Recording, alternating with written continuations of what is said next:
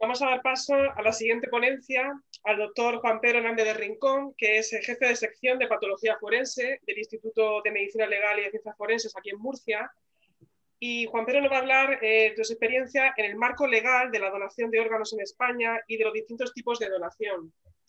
Buenas tardes. En primer lugar, quería felicitaros a los organizadores fundamentalmente, a ti Beatriz, a Laura, a Ricardo, a Javier, por este curso que organizáis todos los años y en el que he tenido la suerte de participar en los dos últimos años. Y luego también quería agradecerte a ti especialmente, Beatriz, la oportunidad que me das de acercar un poco una parcela un poco árida para nosotros los médicos, que es la legislación y el marco legal en el que nos movemos, por suerte o por desgracia, creo que al final es por suerte, en este mundo, ¿no?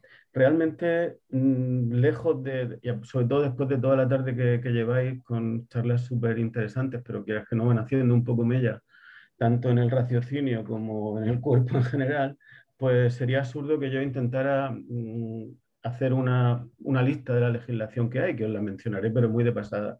Mi intención aquí es compartir con vosotros reflexiones y fundamentalmente intentar deciros que realmente lo ideal de la legislación que tiene que existir, porque si no nos movemos en un marco legal, deberíamos de estar muy preocupados, es concienciar tanto a la comunidad trasplantadora como a la Administración de Justicia en el caso que compete, en caso de muertes violentas o en algunos casos de donantes intervivos, de que aplicada esa ley con un poco de sentido común y acercando posturas y teniendo un flujo de comunicación adecuado, prácticamente podemos llegar a un porcentaje muy pequeño de negativas, que es de lo que se trata, de negativas desde el punto de vista judicial, porque realmente la, la, la autorización en casos de muerte violenta, en casos de donantes intervivos, que pasa finalmente por la decisión judicial. Él se apoya en una serie de especialistas, en este caso nosotros y algún otro especialista si lo considera oportuno, para interpretar esa ley de una forma lo más flexible posible, porque realmente siempre tenemos que sopesar el riesgo y el beneficio, ¿no? La ley que dice que se puede hacer una cosa, pero realmente la ley en esos casos no se puede interpretar de una forma taxativa, de una forma estricta. Tenemos que intentar aplicarla con la mayor racionalidad que nosotros tengamos y sobre todo, ya os digo, con mucho sentido común, que en ocasiones no es tan difícil, aunque realmente no abunde mucho el sentido común en algunas parcelas o en algunos campos. Realmente en España es uno de los lugares, como ya sabéis, donde mejor funciona lo que son los trasplantes de órganos, ¿no? Y en ello tiene mucha culpa, en sentido positivo, por supuesto, la Organización Nacional de Trasplantes y toda la gente que trabaja alrededor de los trasplantes, ¿no? Realmente es un modelo a nivel mundial y en esa mejora que ha ido aconteciendo a lo largo de los años, desde el año 79 en que se creó la legislación sobre trasplantes y luego modificada por algún decreto en el año 2012 fundamentalmente, ha mejorado muchísimo lo que es el soporte legislativo, el soporte legal en que se mueven los trasplantes. ¿Por qué? Porque tenemos cuestiones que seguro que se os ocurren a cualquiera de vosotros. Un menor puede donar, una persona que tiene alguna discapacidad psíquica puede donar o debe donar, puede haber algún tipo de compensación en las donaciones.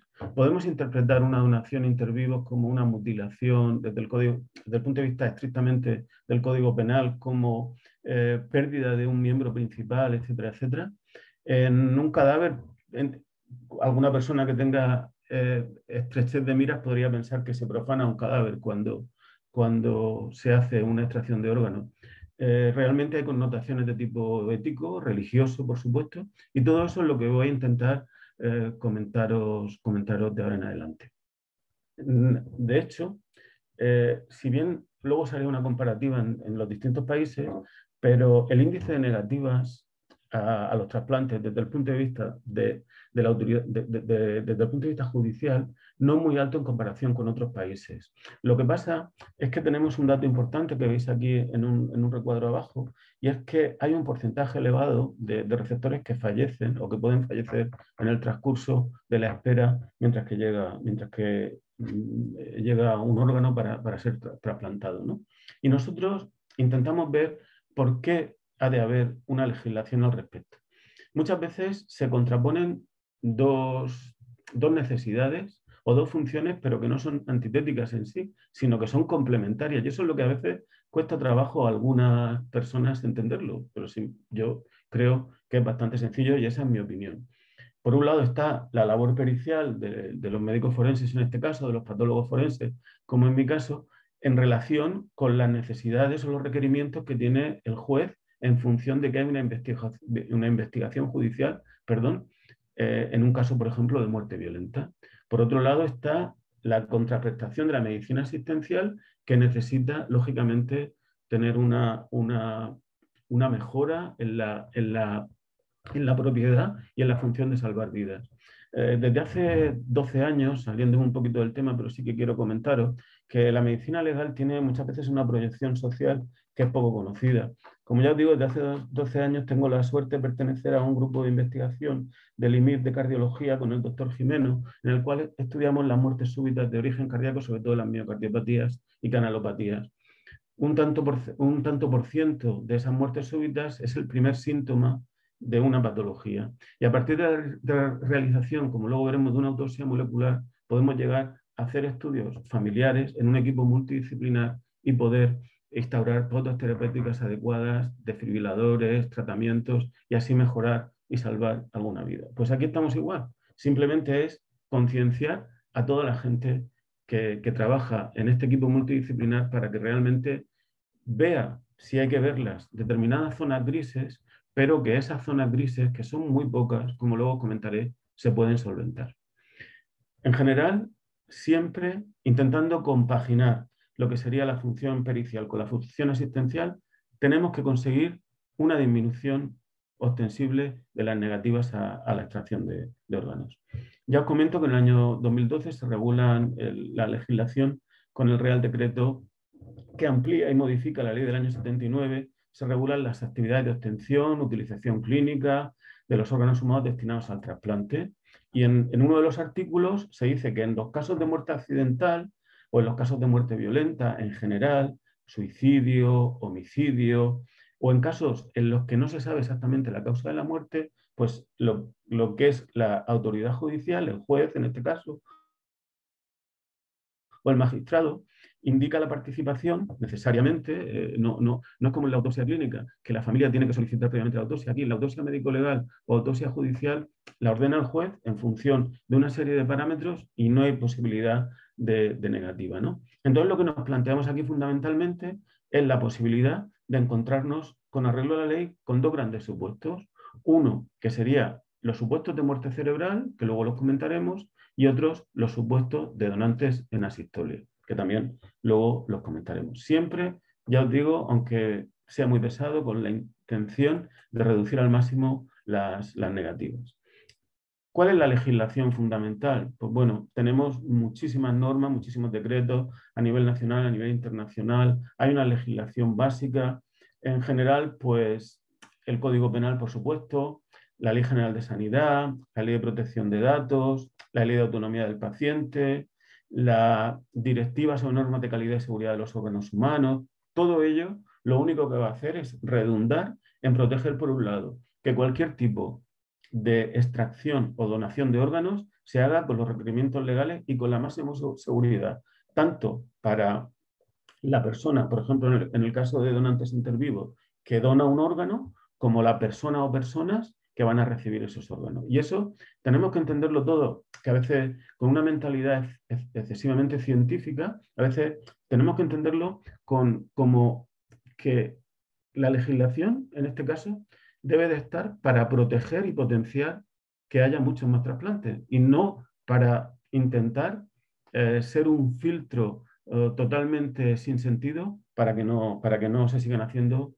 trasplantes y no solo para que no se siguieran haciendo, que no es el caso en España, sino para que vayan aumentando la posibilidad hasta reducirla. Lo ideal sería el cero de negativas.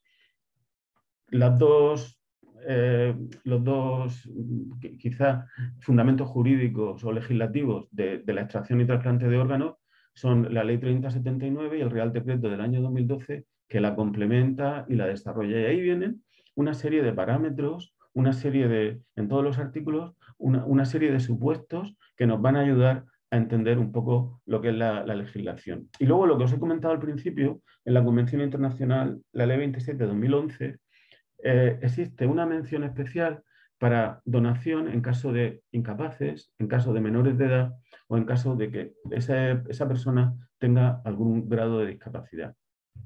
En este sentido, sí quería comentaros que la legislación española, en este caso creo que con una buena apreciación, no posibilita la donación por parte de incapacitados. O sea, por parte de incapacitados me refiero a personas que estén incapacitadas por sentencia civil, que tengan una patología psíquica y o física que le impide gobernar su persona y administrar sus bienes, ¿no? A partir de ahí, si no pueden saber cuál es el alcance de un determinado acto, realmente no debería de hacerse esa donación y la ley no lo permite. En el caso de menores de edad, la ley solo permite que un menor de edad sea donante de médula ósea. En trasplantes de médula ósea sí puede ser un menor donante, pero en el resto de casos no puede ser un donante vivo, no puede ser menor de edad. En donantes cadáveres sí, pero en donantes vivos en absoluto. Y realmente aquí nos podríamos plantear una pequeña duda sobre si la ley debería de avanzar un poquito en el sentido de valorar. Me imagino que sabréis que hay un concepto que es el de menor maduro, porque sabéis que la edad cronológica marca algunas de los actos que podemos hacer a lo largo de nuestra vida, como puede ser votar, como puede ser decidir tratamientos sanitarios, y no siempre en la misma edad, como puede ser casarse, que quiero decir o establecer un matrimonio tanto civil como religioso, y a partir de ahí, esa capacidad que se tiene a partir de los 14, 15 años, en el concepto o en el caso de que haya un desarrollo completo, nos podría insertar el concepto de menor maduro en el sentido de que para algunas cosas, por ejemplo, para decidir un tratamiento de cirugía plástica, para decidir un tratamiento de otro tipo, a partir de los 16 años se puede decidir. ¿Por qué no se puede decidir esa donación inter vivos a partir de los 16 si se trata de un menor maduro, o a los 17? Incluso con la anuencia o con el consentimiento de los progenitores, ¿no? O de los tutores, de los progenitores, porque si está incapacitado no se puede. Sería una cuestión quizás a valorar en un futuro para ver si se puede avanzar un poquito en este sentido. Y luego, en los casos de discapacidad, lógicamente depende de qué grado de discapacidad tenga una persona y a qué órganos o a qué partes funcionales o anatómicas afecte esa discapacidad. Hay una legislación básica, como os he dicho. Aparte de la que os he dicho, hay convenios para la protección de los derechos humanos, hay la ley reguladora de la autonomía del paciente, que ya lo he comentado, el convenio de Estambul. Quería haceros una pequeña reflexión acerca de la ley de enjuiciamiento criminal y la ley del registro civil.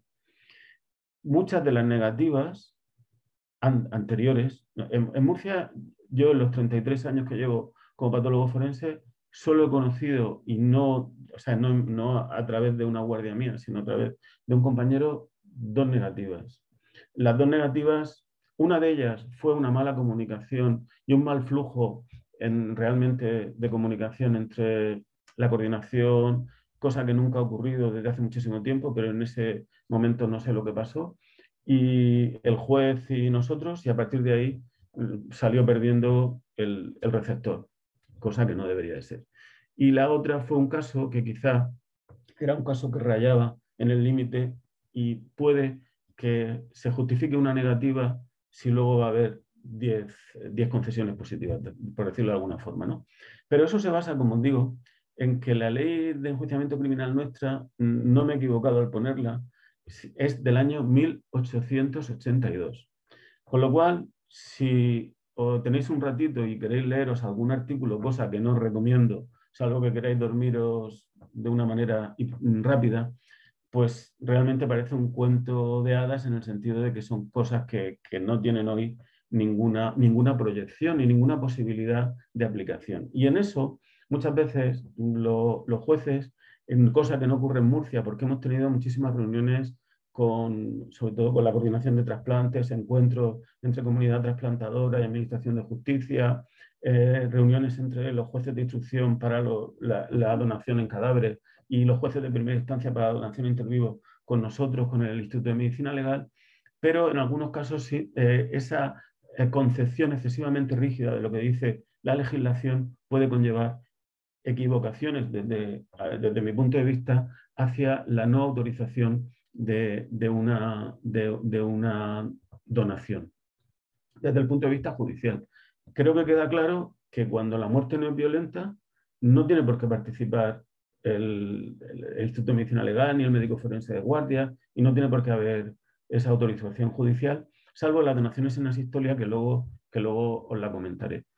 El Consejo de Europa, el Consejo de Ministros de la Unión Europea, sacó en el año 99 una serie de recomendaciones para la realización de las autopsias y en algunos casos realmente no se puede obviar la realización de la autopsia. Por ejemplo, como podéis comprender, en casos de homicidio, sospecha de homicidio, asesinato, en casos, como os he comentado anteriormente, de muerte súbita inesperada, en casos de sospecha de tortura, en casos de suicidio, en casos de denuncias por supuesta malpraxis médica, en casos de accidentes laborales, de circulación, etcétera, etcétera, etcétera, etcétera.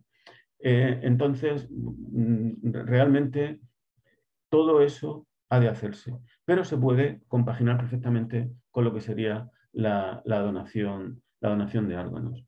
Hay muchísimas diferencias, como ya sabéis vosotros mejor que yo, entre la tasa de donación de órganos de España, incluso de la Unión Europea, con el resto de países. Estados Unidos, que es la segunda zona geográfica donde más autorizaciones hay, está alrededor del 30,8 y en el año 2017 aquí la tasa era de un 46,9%.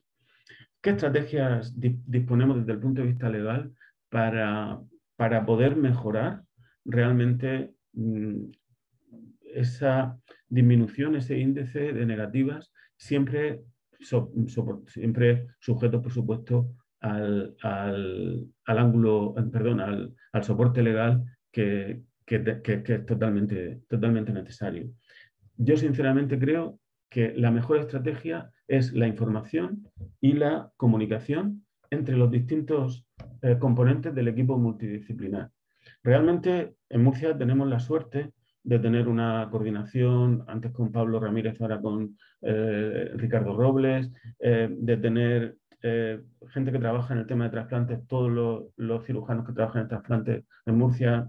Quiero citar a Beatriz porque creo que hace una labor incuestionable. Desde el punto de vista de la coordinación, Mario Rollo Villanova, Julio, Laura, todos realmente han hecho una labor que parece fácil, pero que realmente cuando tú subes, cualquiera de nosotros en general, subimos a hacer una autorización, un diagnóstico de muerte cerebral, una donación en asistolia, realmente nos encontramos con que está todo muy rodado, que ha sido un poco trabajo de todos, pero que ha merecido la pena, porque no en todos los sitios se funciona realmente igual que aquí. Bueno, realmente otra estrategia sería lo que ha comentado antes el doctor Muro con su charla magnífica sobre lo que serían las donaciones cruzadas o la cadena de donación de donantes vivos. Y dentro de los tipos de trasplantes sujetos a la legislación, todos ellos tenemos dos grandes grupos: trasplantes de órganos, trasplantes de tejidos. Cada uno de ellos tiene su legislación. Creo que sería absurdo empezar a hablar de lo que es exclusivamente la legislación y simplemente nos vamos a centrar un poco en las cosas que nos pueden interesar y sobre todo por la aplicación práctica que pueden tener. Dentro de la donación de órganos procedentes de cadáver, que puede ser en muerte encefálica o en asistolia, o donación de órganos procedentes de un sujeto vivo, donación intervivos. La nueva legislación insiste en el consentimiento del donante, sobre todo en donantes intervivos. En la legislación española posibilita que salvo que haya una negativa expresa, cualquier persona que fallece se considera donante de órganos. Entonces, a partir de ahí, podemos establecer que todos somos donantes en potencia y que exclusivamente todos somos donantes siempre que no estemos incapacitados previamente o que no seamos menores de edad, etcétera, etcétera.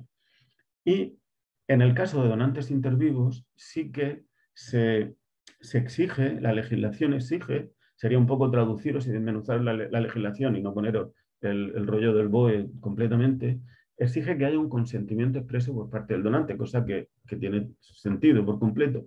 ¿Y por qué tiene que haber ese consentimiento informado? Porque realmente en todas las facetas de la medicina lo que intentamos es que cuando hay una prueba cruenta, cuando hay una prueba que puede menoscabar la integridad física en este caso, pues le expliquemos al paciente qué se le va a hacer, por qué se le va a hacer, para qué se le va a hacer, cómo se le va a hacer y las complicaciones que pueden surgir en esa intervención. A partir de ahí, él, una vez que ha conocido realmente el alcance de esa donación, puede prestar un consentimiento libre, desinteresado y con todas las garantías, ¿no? Como os he dicho, en los donantes vivos están incluidos los incapaces y los menores, salvo en el caso de menores de donación de médula ósea. Y este consentimiento, como ya os he dicho antes también en los vivos, se da en los juzgados de primera instancia. Para los que no conozcáis el mundo judicial, hay como distintos grupos, es como en un hospital los distintos servicios, ¿no? En la Administración de Justicia están los juzgados de instrucción, que son los que llevan asuntos penales, delitos de robo, delitos de homicidio, agresiones sexuales, juzgados de instrucción y también otros de una instancia superior que son los juzgados de lo penal. Y luego hay otros juzgados que se llaman de primera instancia, que en algunas localidades menores de un número de habitantes pueden estar compaginados o incluidos en los juzgados de instrucción. Por ejemplo, en algunos pueblos de Murcia son juzgados de primera instancia e instrucción, porque llevan asuntos civiles y penales. En Murcia, los juzgados de instrucción que llevan las causas penales van por un lado, son 9, y los juzgados de primera instancia que llevan las causas civiles, como es el caso de la nación intervivos, van por otro lado, son independientes unos de otros y ahora mismo son 15 o 16. Entonces, ese consentimiento se tiene que dar ante el juez de primera instancia. A veces hay un problema de otorgamiento de ese consentimiento porque alguna persona tenga una patología. Por ejemplo, imaginaros un trastorno bipolar tipo 1 o tipo 2 que no está excesivamente, no aparece de una forma excesivamente recidivante y que permite en los intervalos lúcidos tomar algún tipo de decisión, incluso decisiones graves. Pues a lo mejor en esos casos, si esa persona decide donar y va a hacer una donación, pues hay que valorar si en ese momento se encuentra en un intervalo lúcido o no se encuentra en un intervalo lúcido y hasta qué punto el alcance de su enfermedad puede interferir de una forma negativa en ese consentimiento, ¿no? En el donante vivo no hay un procedimiento judicial como en el donante cadáver porque deriva de una actuación de un posible delito, por ejemplo, un accidente de tráfico, una muerte violenta en general, un homicidio, un asesinato. Entonces ahí sí que hay una investigación judicial que se llama la instrucción, fase de instrucción y luego ya pasará a otras instancias judiciales superiores. Pero en el caso del donante intervivo no existe una investigación judicial, salvo lo que es el propio consentimiento que otorga ante el juez, y el juez lo que hace ahí es una función de garantizar que ese consentimiento es válido a todos los efectos. Y luego, ¿qué otro tipo de implicaciones jurídicas y médico-legales tiene? Ya hablamos de donantes cadáveres o donantes fallecidos. Pues, por un lado, el diagnóstico de muerte, que en ocasiones no es tan sencillo como puede parecer, en el ámbito hospitalario sí, pero en otros ámbitos no. Y ese diagnóstico de muerte tiene muchísimas repercusiones, tanto jurídicas como socioculturales, como ya podéis comprender, ¿no? Y entonces tenemos dos grandes grupos, como os he dicho antes, muerte cerebral o muerte a corazón parado, muerte en asistolia, ¿no?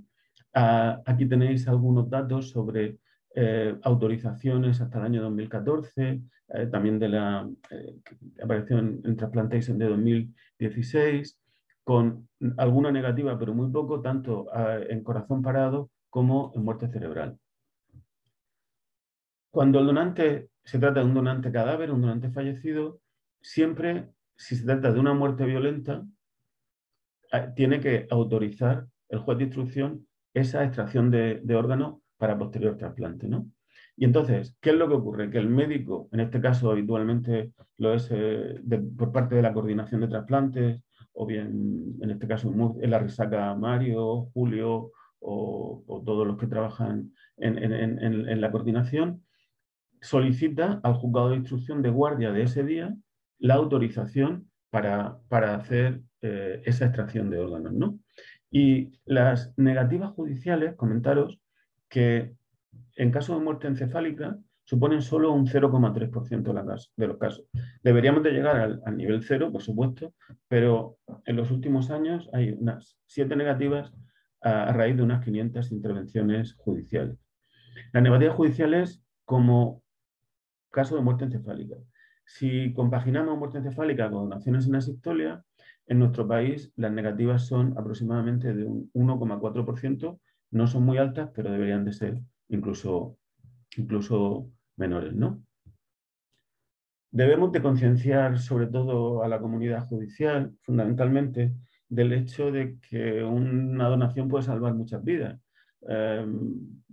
Por cada donante 3 o más órganos, pues serían un montonazo de oportunidades que se pierden, y es inevitable que nosotros tengamos una interacción y una especie de lucha entre lo que pensamos desde el punto de vista moral o lo que pensamos desde el punto de vista religioso, desde el punto de vista ético, desde el punto de vista cultural, las necesidades que tenemos de un trasplante, y todo eso precisa una solución eficaz. No podemos estar dudando ni podemos estar hablando 3 días de los pros y los contras de la donación. Tiene que ser una decisión inmediata hasta el punto de que dentro de la medicina forense, de lo que son las guardias nuestras de médicos forenses, las 2 cuestiones más urgentes siempre han sido los delitos contra la libertad sexual, que cuanto antes se reconozca mucho mejor, sobre todo porque si no luego los indicios biológicos y toxicológicos pueden desaparecer en el caso de sumisión química,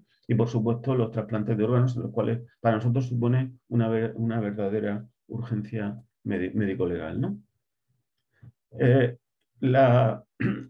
el caso de muerte encefálica, la ONT en nuestro país posibilita un modelo organizativo que es un modelo realmente excelente y que ha posibilitado, como os he dicho antes, reuniones interdisciplinarias y multidisciplinarias, tanto por parte de distintas especialidades que intervienen en la donación de órganos como de la comunidad judicial, ¿no? Pero esto no es igual en todos los países.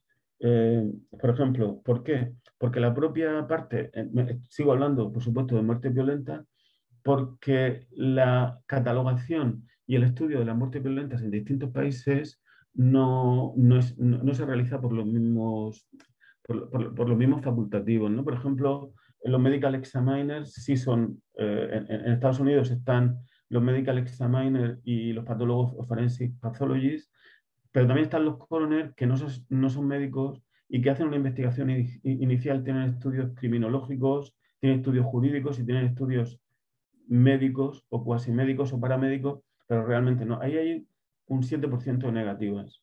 La Asociación Nacional de Medical Examiner, que sería por extrapolación lo que son aquí los médicos forenses, propone llegar al 0%, perdón.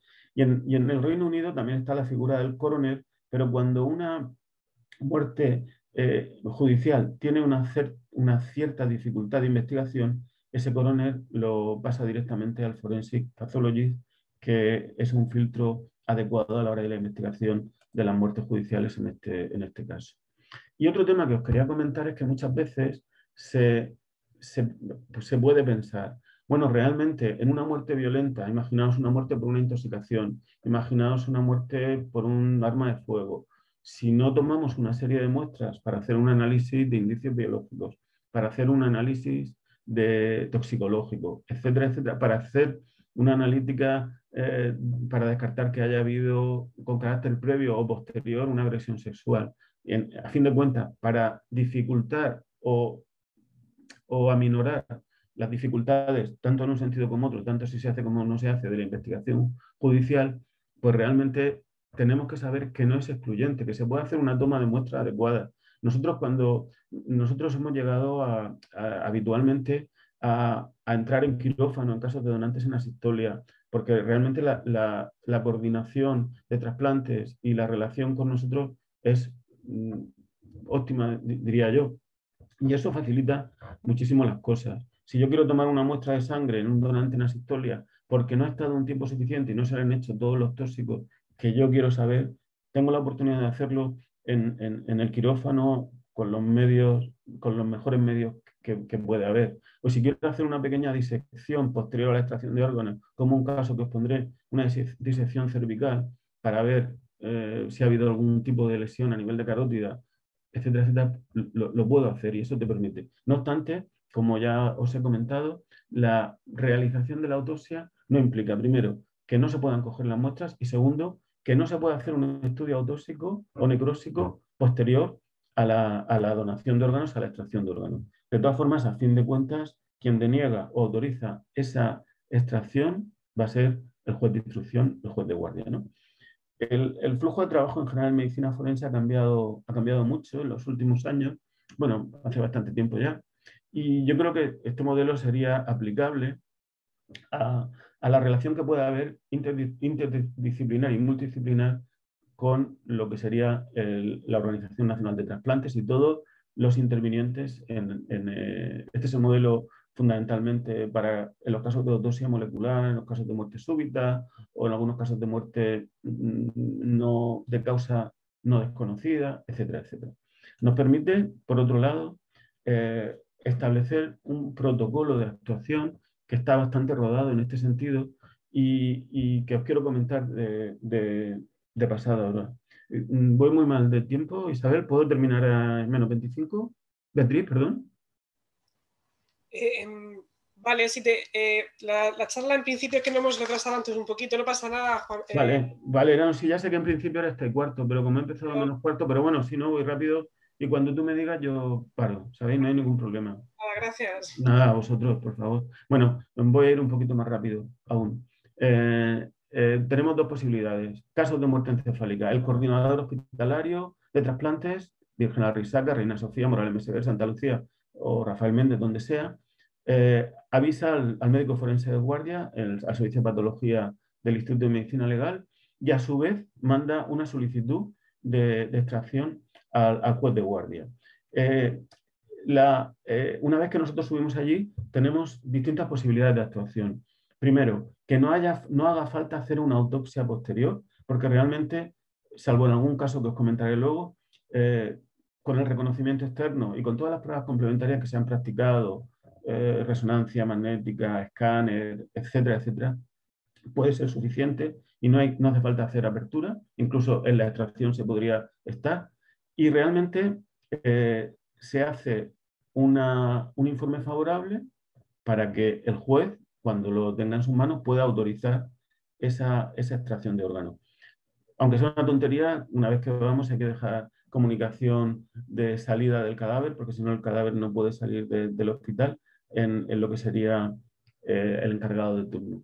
Quiero decirlo porque a veces a algún compañero se le ha pasado y mientras que no hagamos esa comunicación no se puede hacer. Pero si tenemos algún tipo de duda o realmente necesitamos hacer una autopsia con apertura, una vez que se ha realizado la extracción, podemos hacer el traslado al Instituto de Medicina Legal y allí hacerle, pues ahora tenemos un TAP para hacer TAP post-mortem, podemos hacer la autopsia completa, etcétera, etcétera.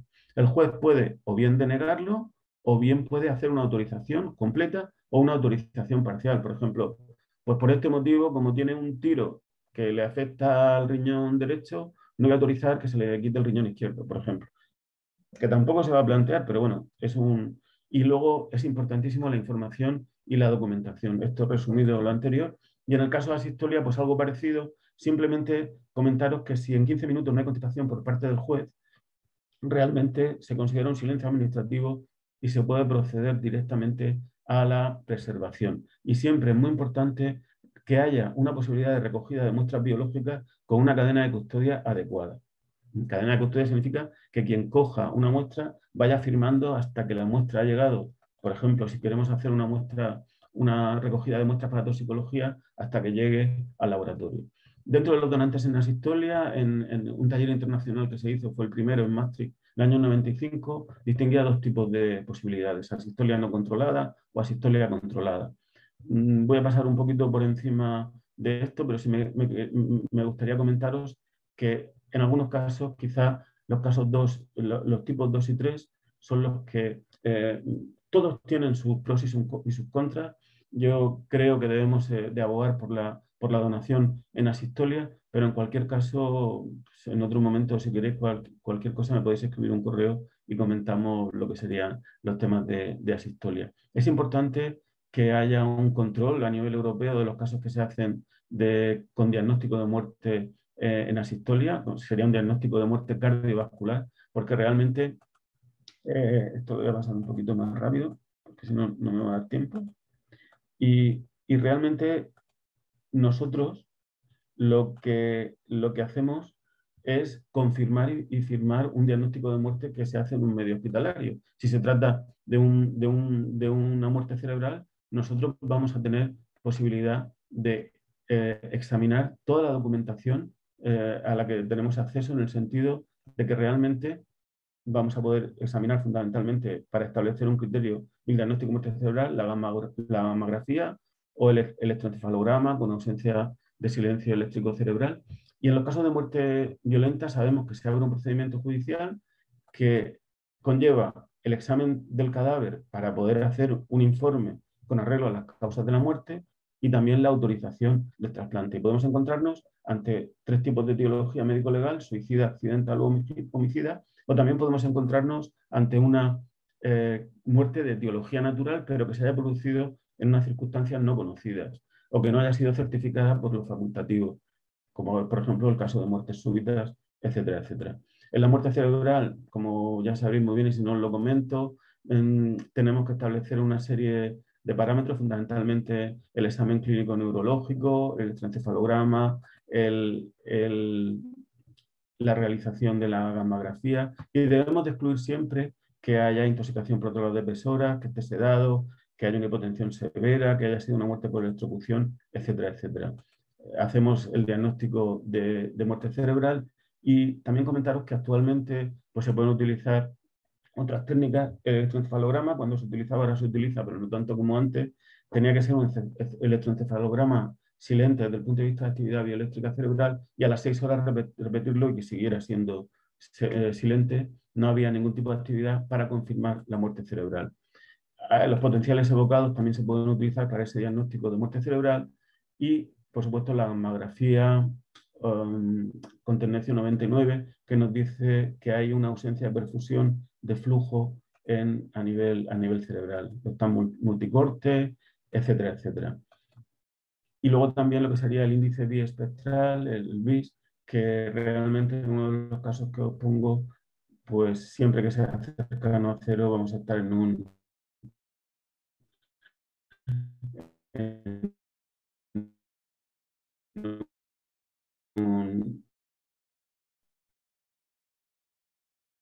en caso de muerte cerebral. Realmente, ya para terminar, os quiero poner los reales: que el levantamiento de cadáver, como no se hace, el levantamiento de cadáver se hace en la UCI del hospital, y los antecedentes son todos los antecedentes que han sido recogidos. ¿Y para qué hacemos un levantamiento en la UCI o en el hospital correspondiente? Para saber quién ha intervenido en esa muerte, dónde ha muerto, cuándo, de qué manera, por qué y qué es lo que ha pasado ahí, qué circunstancias han acontecido. Se puede hacer una autopsia completísima, con análisis químico, toxicológico, radiológico, análisis criminalístico de indicios biológicos, histopatológicos, microbiológicos y autopsia molecular con estudio genético, con toma de muestras, fundamentalmente sangre conecta o apes cardíaco, un trocito de tejido esplénico, como veis aquí. Nosotros podemos hacer un estudio en caso de donante cadáver de toxicología a nivel de sangre y humor vítreo, y fundamentalmente tenemos que intentar que no haya pérdidas de esos indicios biológicos, ¿no? Ya para terminar, quería comentaros 4 casos. El primero de ellos es un caso del año 2017, que probablemente algunos de los trabajadores de UCI conoceréis. Fue una señora que murió en un asalto a su casa, fue un secuestro, y entonces le habían entrado al domicilio, habían dado múltiples golpes en la cabeza, una barra de hierro, se le hizo un TAC, tenía un traumatismo cráneoencefálico frontal izquierdo, y realmente se le intervino, y el día 7 de diciembre, 4 días después del ingreso, se hizo exploración de muerte cerebral, y en este caso sí se hizo, no hubo denegación, hubo autorización, pero se hizo la autopsia posteriormente a la extracción, en la cual, aparte de otras cosas, se tomaron muestras por una supuesta agresión sexual. Aquí tenéis, no sé si se verá bien, lo que es el informe de autorización y el informe preliminar en el que nosotros abogamos por todas las circunstancias. Esto es el artilugio para la medida del VIX espectral, y esto es la mamografía. Quiero decir que en casos como este la apertura nos demostraba la intervención quirúrgica y la zona de hemorragia completa derivada de los traumatismos sufridos. Tenemos un causa de homicidio y no por eso tiene que haber una denegación de la autorización. En este caso incluso se pudo evidenciar un signo de lucha y defensa que ya estaba cicatrizado porque me han pasado 4 días en el segundo dedo de la mano derecha. Se pudieron recoger indicios biológicos, se establecieron las circunstancias en relación con la investigación policial y con el historial de la UCI, y se descartó que hubiera agresión sexual porque se tomaron muestras al respecto. Otro caso es un accidente de tráfico de un chico que murió de conductor, iba en un coche robado y falleció. Es exactamente igual, solo que en este caso también se hizo, no se hizo posteriormente autopsia, sino solo el reconocimiento allí in situ con todos los exámenes complementarios, pero se tomó una muestra para estudio toxicológico. Este caso fue un donante en asistolia, un caso dramático, una niña que todavía está en proceso judicial, y es porque veáis que aquí se hizo la extracción de órganos y luego estaba yo de guardia y hice la disección del cuello porque hay cierta patología que había que ver. En algunos casos, por ejemplo, en este caso de accidente laboral, o en este caso de accidente, esto fue un accidente derivado de la dana que hubo en septiembre-octubre. A partir de ahí se genera una serie de cuestiones médico-legales que hay que solventar. Fue una caída desde un tejado, y bueno, pues otro caso en el que tampoco tiene por qué haber ningún tipo, se hizo un TAC multicorte y se hizo una reconstrucción en 3D de todas las lesiones que tenía.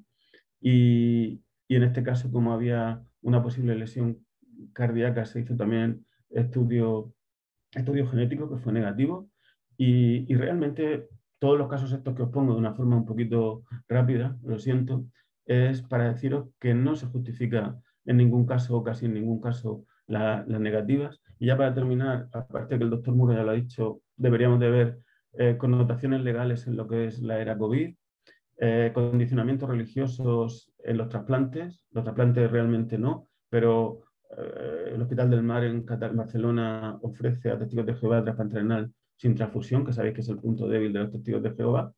Y si no hubiera un marco legal, pues terminaríamos todo en el tráfico de personas, en el tráfico de seres humanos y en el tráfico de órganos.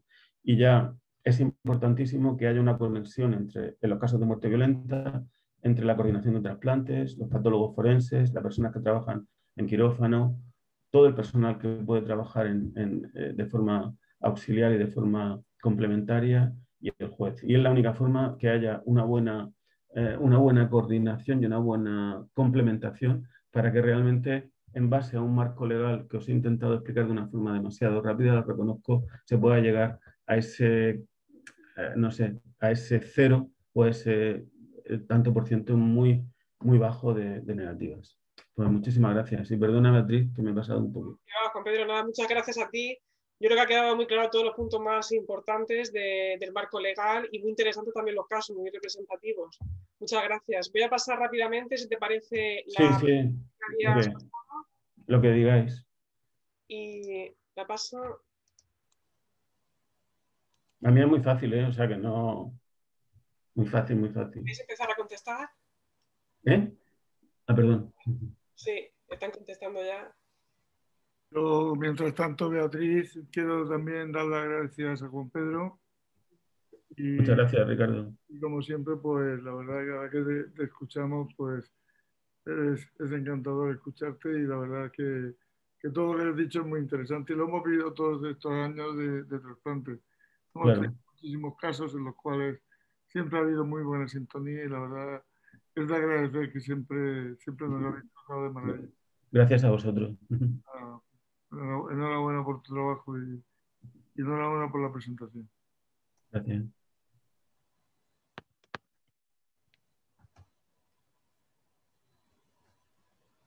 Van subiendo los porcentajes. Si os parece, vamos a cerrar ya la votación. Y si Vale. quieres comentar la pregunta, Juan Pedro. Sí, realmente un menor solo puede donar médula ósea con la legislación actual. Un menor vivo, me refiero. Solo podría donar médula ósea. No se contempla donación de órganos intervivos en personas menores. Tendremos que llegar a lo del menor maduro, a ver si se puede, pero de momento no. Bueno, Pues pues muchas gracias, Juan Pedro, una vez más. muchísimas gracias a vosotros, de verdad. Muchísimas gracias. Hasta luego, Laura. Adiós, gracias.